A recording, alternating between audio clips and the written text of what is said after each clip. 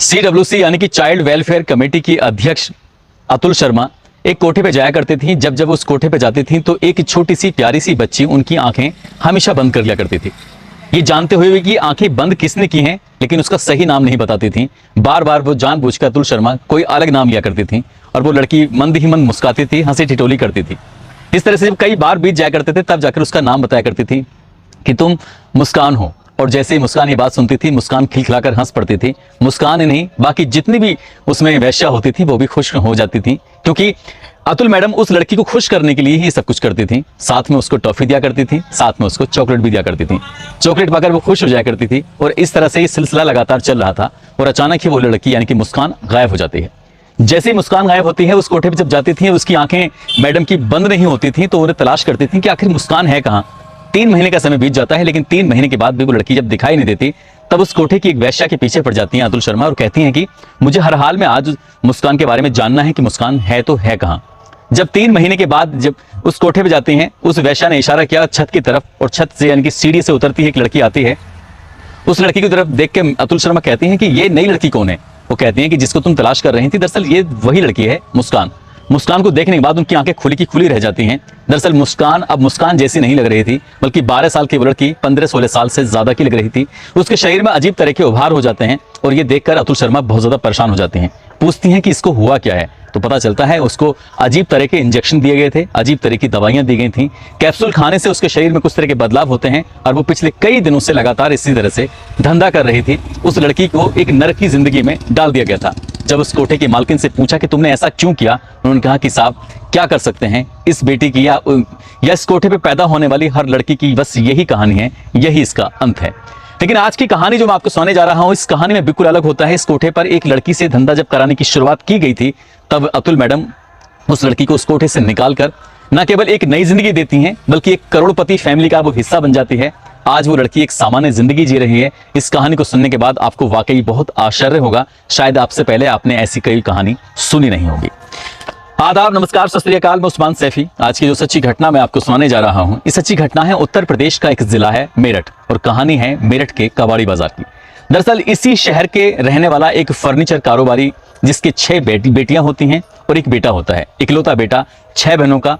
साथ ही वो इतना ज्यादा लाड़ प्यार से उससे पाल रहे थे कि उसकी हर छोटी से छोटी बातों का ख्याल रखा करते थे। और उस लड़का जैसे जैसे बड़ा हो रहा था, वैसे वैसे वो अपनी मनमानी करता था, अपनी मर्जी से कहीं भी आना कहीं भी जाना। ना तो उसकी 6 बहनें रोका करती थी, ना ही उसकी अम्मी, ना ही उसके अब्बू रोका करते थे। उसका नाम रखा था सुल्तान।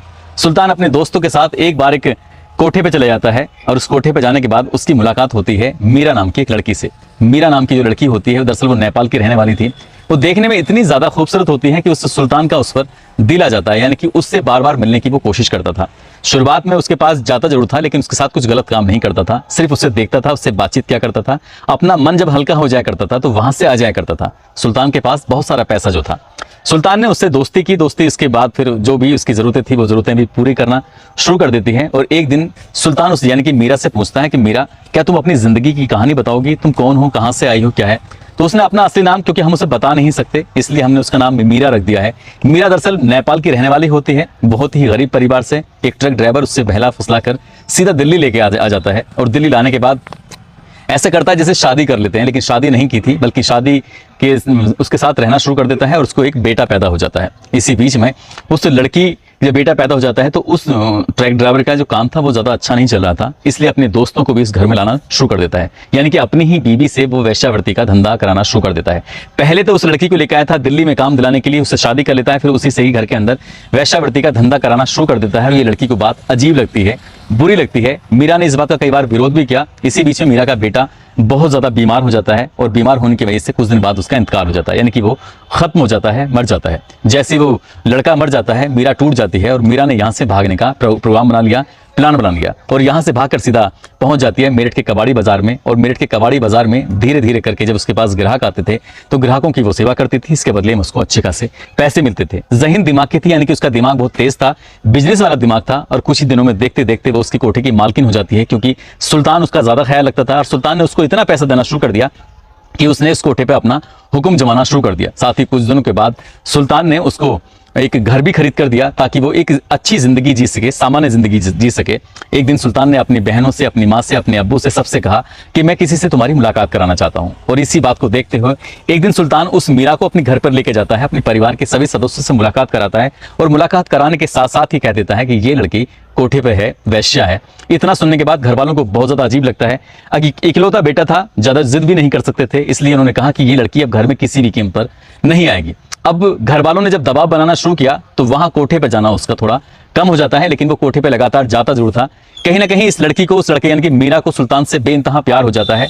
उसके साथ ही वो जिंदगी जीना चाहती थी, जिंदगी बिताना चाहती थी, लेकिन सुल्तान चाहकर भी ना तो कभी अपने प्यार का इजहार कर पाया और ना ही कभी अपने घर वालों से ये कह पाया कि मैं मीरा को चाहता हूं या उससे शादी करना चाहता हूं। और ऐसी जब आगे वक्त बढ़ता है, वक्त आगे बढ़ने के बाद इस लड़के ने यानी कि सुल्तान की धूमधाम से शादी हो जाती है और शादी होने के बाद वो मीरा से पूरी तरह से कट जाता है और वो अपनी फैमिली में, अपनी परिवार में, अपनी बहन, अपनी बीवी में बहुत ज्यादा बिजी हो जाता है। लेकिन मीरा कभी कभार यहाँ जाती थी, इवन शादी में भी वो आई और जब उसका मौका मिलता था तब वो आती थी। लेकिन घर वालों को लग रहा था कि जिंदगी पूरी तरह से सामान्य हो चुकी है, सुल्तान की शादी हो चुकी है और मीरा का इस घर में कभी कोई दखल हो नहीं सकता। और कुछ दिन के बाद इस घर में एक खुशी आती है, खुशी के तौर पर एक बेटी पैदा होती है। वो भी बहुत अच्छी, सुंदर, प्यारी सी बेटी थी। अभी 7-8 महीने का वक्त ही हुआ था कि वो लड़की अचानक से गायब हो जाती है। और लड़की गायब होने के बाद परिवार के लोगों ने, यानी कि सुल्तान के परिजनों ने, सुल्तान एक बहुत अच्छी फैमिली से बिलोंग करता था, करोड़पति फैमिली से था, फर्नीचर का उसका बहुत अच्छा काम था। चौकी जाते हैं, थाने जाते हैं, आसपास के लोगों से बातचीत करते हैं, रिश्तेदारों से बातचीत करते हैं, अखबारों में छपवाते हैं। जहां जहां तक उनकी पहुंच थी, जहां जहां तक वो कोशिश कर सकते थे, अपनी बेटी को तलाश करने के लिए हर संभव कोशिश कर रहे थे, लेकिन बेटी मिल नहीं पाती है। जब बेटी नहीं मिल पाती है तो कहीं ना कहीं सुल्तान टूटने लगता है। और जब सुल्तान टूटने लगता है तो वो अपने परिवार में, अपने घर में, उसने अपने बिजनेस कारोबार में उसका मन भी नहीं लग रहा था। और धीरे धीरे करके वक्त आगे बढ़ने लगता है। जब वक्त आगे बढ़ने लगता है, करीब 4 या 5 साल के बाद फिर से उसने जाना शुरू कर देता है मीरा के पास। वहां जाता है, वहां जाके बातचीत भी करता है। लेकिन यहाँ पर एक और कहानी शुरू होती है। दरअसल CWC, इनकी चाइल्ड वेलफेयर कमेटी की अध्यक्ष चुनी जाती हैं साल 2013 में अतुल शर्मा। और अतुल शर्मा जब चुनी जाती हैं तो वो अक्सर कोठे पे जाया करती थी ये देखने के लिए कहीं गैर कानूनी तरीके से किसी लड़की को किसी कोठे पे तो नहीं रखा गया है, कहीं ऐसा तो नहीं किसी का अपहरण करके किसी कोठे पर बेच तो नहीं दिया गया है। वो हर कोठे पे जाती थी या बातचीत करती थी। इस कोठे की मालकिन होती है मीरा और मीरा से अतुल शर्मा की बहुत अच्छी दोस्ती होती है। एक दिन ऐसी दोस्ती के चक्कर में बातचीत जब हो रही थी, बातचीत होते होते एक लड़की आती है, शहर के नामी स्कूल के पढ़ रही थी। और उस लड़की को देखकर उनका चेहरा खिल जाता है। पूछती हैं कि ये लड़की कौन है? कहती हैं कि मेरी बेटी है, ये शहर के सोफिया स्कूल में पढ़ रही है। वो कक्षा 5 में पढ़ने वाली छात्रा को देखकर बड़ा खुश होती हैं। एक वैश्या की बेटी शहर के नामी ग्रामी स्कूल में पढ़ रही है, जहां पर IAS, IPS, PCS और शहर के बिजनेसमैनों के बच्चे पढ़ा करते थे। वहां पर एक वैश्या की बेटी को पढ़ते हुए देखकर अतुल शर्मा बहुत ज्यादा खुश होती हैं। कहती हैं कि 6th क्लास में इसका एडमिशन कहाँ कराओगी? तो कहती है कि मैं 6th क्लास में इसका एडमिशन देहरादून में कराऊंगी। यानी कि देहरादून में, जिसकी फीस भी असामान्य होती है, वहां पर हर किसी के बस की बात नहीं होती, वहां पर पढ़ाना। एक वैश्या ने जो सपना देखा था अपनी बेटी के लिए, तो वो यानी कि अतुल शर्मा बहुत ज्यादा खुश हो जाती हैं। कहती हैं कि ठीक है, ये तो अच्छा है। लेकिन अचानक ही वो लड़की जब गायब हो जाती है, दिखती नहीं है उन्हें, तो उन्हें बड़ा परेशानी होती है कि यार ये लड़की तो ठीक ठाक थी, ये कैसे गायब हो गई, क्या बात है? तब वो पूछते हैं कि तुम्हारी बेटी कहाँ है? वो कहा कि मैंने उसको दार्जिलिंग भेज दिया है। कभी कहती हैं कि मैंने उसको नैनीताल भेज दिया है, कभी कहती है मैंने उसको देहरादून भेज दिया है। यानी कि मीरा ने अपनी उस बेटी के बारे में कोई सही बात नहीं बताई थी कि सही बात क्या है, असल बात क्या है। जब असल बात नहीं बताई थी तो ये अतुल शर्मा उस लड़की को लेकर परेशान हो जाती हैं। काफी वक्त जब बीत जाता है, लेकिन 4, 5 या 6 महीने के आसपास का जब वक्त बीत जाता है, अचानक से वो लड़की सामने पड़ती है। तो लड़की सामने पड़ती है तो पता चलता है कि उस लड़की को इंजेक्शन दिए जाने लगे थे, उसको कुछ नशीली ऐसी चीज दी जाने लगी थी जिससे खाने के बाद, इसे पीने के बाद उस लड़की ने धंधा शुरू कर दिया था। यानी कि उस बेटी से भी धंधा कराना शुरू कर दिया करता था। मीरा अपनी ही बेटी से धंधा करा रही थी। ये बात अतुल शर्मा को बहुत ज्यादा अखर रही थी, परेशान कर रही थी। तब वो पूछती हैं कि आखिरकार मीरा, तुमने ये जो किया है वो बहुत गलत किया है। तुम अपनी बेटी को शहर के जाने माने स्कूल में पढ़ा रही थी और तुम ऐसा कैसे कर सकती हो? तो पता चलता है कि ये बेटी जो थी, दरअसल ये सुल्तान की बेटी होती है। सुल्तान के घर मीरा का आना जाना था और मौका पाते ही जब वो 6-7 महीने के आसपास की होती है तो उसका अपहरण कर लेती हैं। और उस बेटी को बड़े प्यार से, लाड से उसे पाल रही थी, पोस रही थी। उसको एक अच्छी जिंदगी देना चाहती थी, आगे चल के जो भी वो बनती उसको बनाना चाहती थी। लेकिन जब मीरा से ये पूछा गया कि तुमने उस लड़की की जिंदगी बर्बाद क्यों कर रही हो, तब वो कहती है कि क्योंकि 5-6 साल का गैप होने के बाद सुल्तान ने फिर से इस घर में आना शुरू कर दिया था। और जैसे वो आता था तो उसके साथ वही पहले जैसी बातें करता था। जबकि मीरा सुल्तान को बेइंतहा प्यार करती थी, उसके साथ जिंदगी बिताना चाहती थी। और वो सुल्तान को पूरी तरह से भूलकर इस लड़की से ही अपना दिल लगा बैठी थी, उसके सपने पूरा करना चाहती थी। जब सुल्तान ने उसकी जिंदगी में फिर से दखल देने की कोशिश की, तब उसने उसी की बेटी से बदला लेने की बात सोची और उस बेटी को उसने कोठे पर धंधा करने के लिए डाल दिया। और जैसे ही अतुल शर्मा को यह बात पता चलती है, अतुल शर्मा उस लड़की का हाथ पकड़ती हैं और हाथ पकड़ने के बाद, क्योंकि वो उस कोठे में जब धंधा कर रही थी, 6-7 महीने का समय उसे बीत चुका था, तभी उस लड़की का हाथ पकड़ने के बाद सीधा यहाँ से अपने लेके भाग जाते हैं। और ये जो कोठे के जितने भी लोग थे, ये सब देखते रह जाते हैं अतुल शर्मा की इस हरकत को। कुछ लोगों को लग रहा था कि कितनी अजीब हरकत इन्होंने की है। यहाँ से सीधा लेके जाती हैं, साल 2015 की ये मैं बात कर रहा हूँ, और ले जाने के बाद उस लड़की को कहीं छुपा देती हैं। इस बात का ना किसी पुलिस को खबर दी जाती है, ना उस कोठे की मालकिन को खबर दी जाती है। और क्योंकि कोठे की मालकिन यदि इसमें कुछ एक्शन लेती तो मामला पुलिस रिपोर्ट हो जाती, और पुलिस रिपोर्ट होती तो ये पता चल जाता कि सुल्तान की बेटी है। और सुल्तान फिर मीरा से बहुत अच्छी तरह से निपट सकता था, क्योंकि वो उसने न केवल उसके कोठे पर मालकिन बनाया, बल्कि उसने घर भी दिया और उसकी कई तरह की जिम्मेदारियां भी निभाई थी। वक्त तो खैर आगे बढ़ रहा था, लेकिन एक और सच्चाई थी जो सच्चाई के बारे में बहुत कम लोग जानते थे, जिसमें कि सिर्फ अतुल शर्मा जानती थी या फिर मीरा जानती थी। साथ साथ जब उस लड़की को वो अपने साथ ले जाती हैं, ले जाने के बाद उसे रखती हैं और सुल्तान को ढूंढती हैं, तलाश करती हैं कि आखिरकार वो बिजनेसमैन कहाँ मिलेगा। उस बिजनेसमैन से बातचीत करती हैं, उसे कुछ पूछती हैं कि तुम्हारी बेटी के बारे में कुछ पता चला कि नहीं चला। लेकिन ये इस बात को बीते हुए लगभग 12 साल का वक्त बीत जाता है, उस लड़के का कहीं पता नहीं चला। और इससे भी हैरान करने वाली बात ये होती है, सुल्तान को इसके अलावा कोई बच्चा भी पैदा नहीं हुआ था। अब सुल्तान को कोई बच्चा नहीं था, वो अकेला ही जिंदगी बिता रहा था। तब कहती हैं कि मेरे पास एक लड़की है और वो लड़की बहुत ही अच्छी है, तुम चाहो तो उस लड़की को अपनी बेटी बनाकर रख सकते हो। सुल्तान को जो पूरी तरह से मोटिवेट किया गया अतुल शर्मा ने, तो सुल्तान ने उस बेटी को लेने के लिए हाँ भी भर दी। और सुल्तान ये बिल्कुल कभी जानता ही नहीं था कि जिसको वो लेके जा रहा है दरअसल उसी की वो बेटी है, जिसका 6-7 महीने की थी तब उसका अपहरण हो चुका था। अब उस लड़की को ठीक ठाक घर मिल गया, परिवार मिल गया, और वो आज एक सामान्य जिंदगी जी रही है, बहुत अच्छी जिंदगी जी रही है।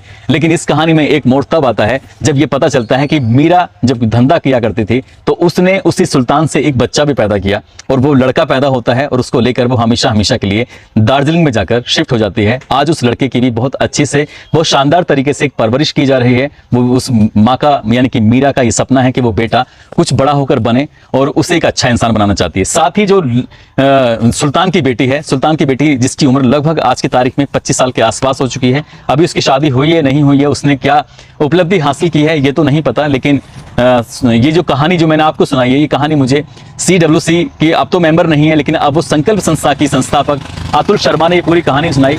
और इस कहानी में ये बात सुल्तान आज तक भी नहीं जानता है कि जिस बेटी को वो पाल रहा है, पोस रहा है, वो सचमुच उसी की बेटी है। और सुल्तान ये भी नहीं जानता है कि दार्जिलिंग में जो उसकी प्रेमिका यानी कि जो वैश्या है जिससे साथ वो संबंध बनाया करता था, उसको एक बेटा पैदा होता है, वो बेटा भी उसी का है जो दार्जिलिंग में एक नई जिंदगी जी रहा है। दोस्तों, इस पूरे घटनाक्रम को सुनाने का उद्देश्य किसी को परेशान करना नहीं है, किसी का दिल दुखाना नहीं है, बल्कि आपको जागरूक करना है, आपको सचेत करना है। और जाते जाते मैं सबसे पहले तो थैंक यू बोलूंगा अतुल शर्मा मैम को, क्योंकि उन्होंने हमें अभी तक कई सारी कहानियां सुनाई हैं। हर कहानी को आप लोगों ने बेइंतहा पसंद किया है, और मैम के लिए जो आप कमेंट लिखते हैं वो वाकई कमेंट की हकदार हैं। लेकिन मुझे अफसोस है इस शासन पर, प्रशासन पर और जो संस्थाएं हैं उन पर, क्योंकि उन्होंने अपनी जिंदगी में 527 लड़कियों को उन कोठों से बाहर निकाला और उन्हें एक नई जिंदगी जीने का अवसर प्रदान किया। लेकिन अभी तक उन्हें कोई ऐसा बड़ा पुरस्कार नहीं मिला है जिस पुरस्कार की हकदार हैं। जैसे राष्ट्रपति पुरस्कार होता है, राज्यपाल पुरस्कार होता है, या मुख्यमंत्री भी पुरस्कार देते हैं, इस तरह के पुरस्कार की मैडम हकदार हैं।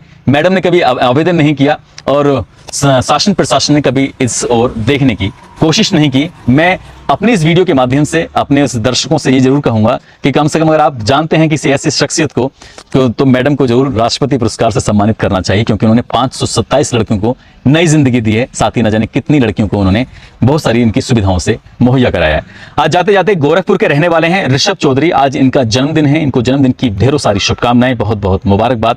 साथ ही कुछ लोगों ने नाम लेने की अपील की है, जिसमें ठाकुर विनय सिंह है जो मुरादाबाद के रहने वाले हैं, साथ ही मध्य प्रदेश के रहने वाले हैं कैश आलम मेवात के रहने वाले हैं, अजरुद्दीन, अंजुम खान, राजीव पाल, सूरज यादव, रवि सैनी, सुमित कुमार, अमृतपाल सिंह, दीपा राम, मोहम्मद शादाब, रामचंद्र बालाजी, मदन लाल ओझा हैं जो बीकानेर के रहने वाले हैं, इसरार अहमद जो कि मुरादाबाद के रहने वाले हैं। आप सब लोग अपना ख्याल रखें, सुरक्षित रहें। जय हिंद, जय भारत।